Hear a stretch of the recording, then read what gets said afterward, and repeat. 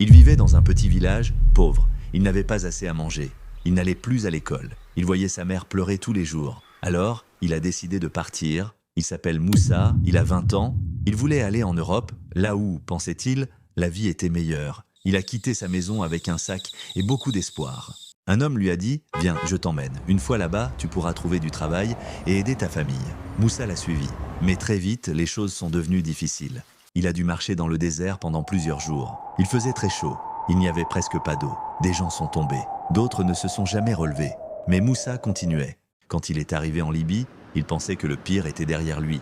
Mais l'enfer ne faisait que commencer. Des hommes armés l'ont attrapé. Ils l'ont attaché, avec d'autres jeunes comme lui. Ils les ont enfermés dans un hangar, sans fenêtre, sans lit, sans lumière. Ils étaient 70 dans une pièce. Il n'y avait qu'un seau pour boire. Le pain était dur comme de la pierre. Certains ne bougeaient plus. D'autres pleuraient sans bruit.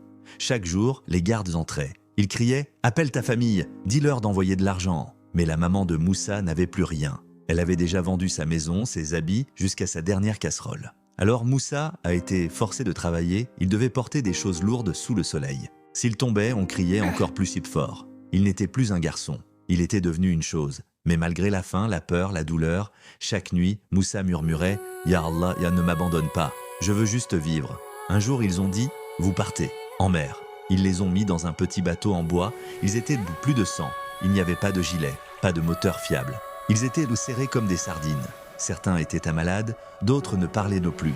La mer était sombre, le vent soufflait fort, le bateau tanguait. Les vagues le frappaient, des enfants pleuraient, des femmes priaient. Et Moussa, lui, ferma les yeux. Il pensa à sa mère, à son village, à ses rêves, et il murmura doucement « Ya Allah, si je n'arrive pas, dis à ma maman que je l'aime ». Le petit bateau a continué à avancer. Puis un jour, il n'a plus jamais été revu.